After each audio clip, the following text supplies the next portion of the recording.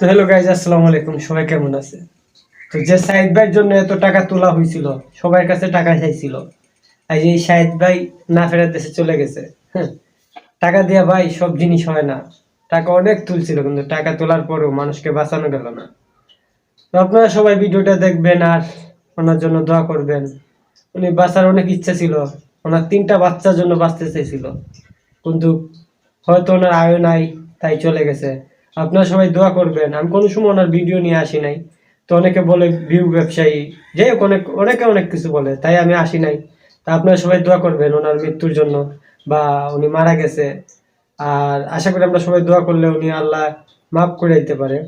তো আপনারা সবাই দোয়া করবেন আর ভিডিওটা সম্পূর্ণ দেখেন। আমি তো আর যাইতে পারি নাই, ভাইয়ের ভিডিও ডাউনলোড দিয়ে আপনারা দেখার সুযোগ করে দিছি। শেয়ার করে দিয়েন। অনেকেই জানেন হচ্ছে অনেকেই কি সারা বাংলাদেশের মানুষ যারা হচ্ছে সায়েদকে টাকা দিছিলেন, সায়েদ কিন্তু আজকে না ফেরার দেশে চলে গেছে। এবং সায়েদের জানাজার ব্যাপারে আমরা হচ্ছে এটা জানানোর জন্য এই ভিডিওটা করা। বিশেষ করে আমি বলবো আপনাদেরকে সায়েদের জন্য মন থেকে দোয়া করবেন, এবং কি যেই সূরাগুলো পড়লে সায়েদের আত্মার বা রুহের জন্য গুনাহ মাফ হবে, এই দোয়াগুলাই বেশি করে পড়বেন। দেখেন, আজকে সায়েদের বাড়িতে আসছি, আজকে টাকা চাইতে আসি নাই। আর বলবো না যে সায়েদকে আপনারা বাঁচান, আর বলবো না, আর কেউই বলবে না যে সায়েদকে বাঁচানোর জন্য টাকা দেন তার বিকাশে। আর বলার ক্ষমতা কারো নাই। আর সায়েদও কোনোদিন বলবে না যে আমাকে বাঁচান। এই মুখ বন্ধ হয়ে গেছে, আল্লাহ তাআলা নিজের হাতে বন্ধ করে দিছে।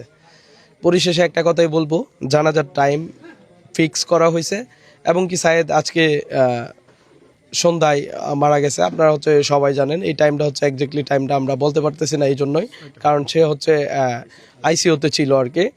তো যাই হোক, আমরা ধারণা করতে পারতেছি 6টা বা একটু কম বেশ